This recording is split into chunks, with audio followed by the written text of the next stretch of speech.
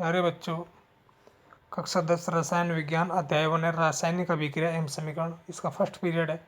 रासायनिक अभिक्रिया पहला पॉइंट, जब दो या दो से अधिक पदार्थ मिलकर नए गुणधर्म वाले पदार्थों का निर्माण करते हैं रासायनिक अभिक्रिया कहलाती है। फॉर एग्जाम्पल, हाइड्रोजन और ऑक्सीजन मिलकर जल का निर्माण करते हैं। इस एग्जाम्पल में हाइड्रोजन और ऑक्सीजन मिलकर नए गुणधर्म वाले जल का निर्माण करती है।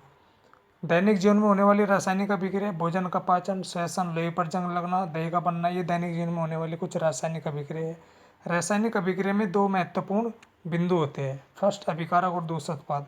ऐसे पदार्थ जो रासायनिक अभिक्रिया में भाग लेते हैं अभिकारक, और जो उनके फलस्वरूप बनता है उत्पाद कहलाते हैं। For example, 2H2 + O2, hydrogen और ऑक्सीजन मिलकर के जल का निर्माण करते हैं। तो यहाँ पर हाइड्रोजन ऑक्सीजन अभिकारक और जल जो है वो उत्पाद है। नेक्स्ट पॉइंट है हमारा रासायनिक समीकरण।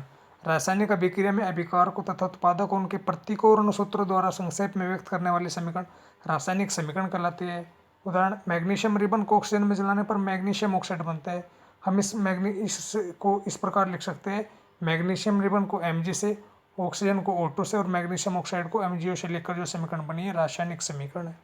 कंकाली रासायनिक समीकरण, ऐसा रासायनिक समीकरण जिसके दोनों पक्षों में प्रत्येक तत्व के परमाणु की संख्या अर्थात अभिकारक और उत्पादों में परमाणु की संख्या समान नहीं होती है। उदाहरण, Mg + O2 MgO बना, तो यहाँ पर O2 की जो संख्या है 2 है और इधर 1 है। इस कारण ये क्या है, संख्याएं बराबर नहीं है। संतुलित रासायनिक समीकरण, यदि ये संख्याएं बराबर होती है तो संतुलित रासायनिक समीकरण होती है।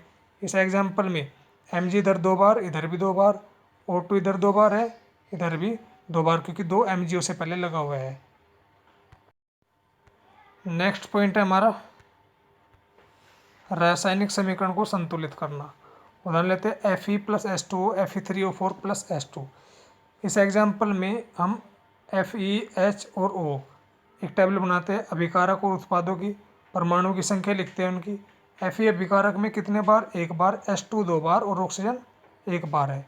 ये उत्पाद है, Fe इधर 3 बार, ऑक्सीजन 4 बार है और हाइड्रोजन 2 बार है, ये लिखा। अब हम इसको आगे बढ़ते हैं। अभिकारक और उत्पादों की संख्या समान करने के लिए Fe में 3 से गुणा करते हैं अभिकारक में, तो इनकी संख्या समान हो गई। अब चूंकि हाइड्रोजन की संख्या तो यहाँ पे इक्वल है, तो ऑक्सीजन की संख्या समान करने के लिए हम ऑक्सीजन में 4 से गुणा करते हैं। चूँकि ऑक्सीजन हाइड्रोजन से कनेक्ट है, इसलिए हाइड्रोजन में भी 4 से गुणा करते हैं। दोनों और 4 से गुणा करते हैं तो यहाँ पे भी 8 और हाइड्रोजन की इधर भी 8 हो जाती है। अब ये जो संख्या हमने गुणा करी ये इस समीकरण में पहले लिखते हैं किस प्रकार, Fe में अभिकारक में 3 से गुणा करी तो 3 लिखा, अभिकारक में हाइड्रोजन ऑक्सीजन में 4 से गुणा करी तो 4 लिखा। Fe3O4 एज इट इज, इसमें कोई अंतर नहीं आया। हाइड्रोजन में उत्पाद में 4 से गुणा करी तो 4 लिख दिया।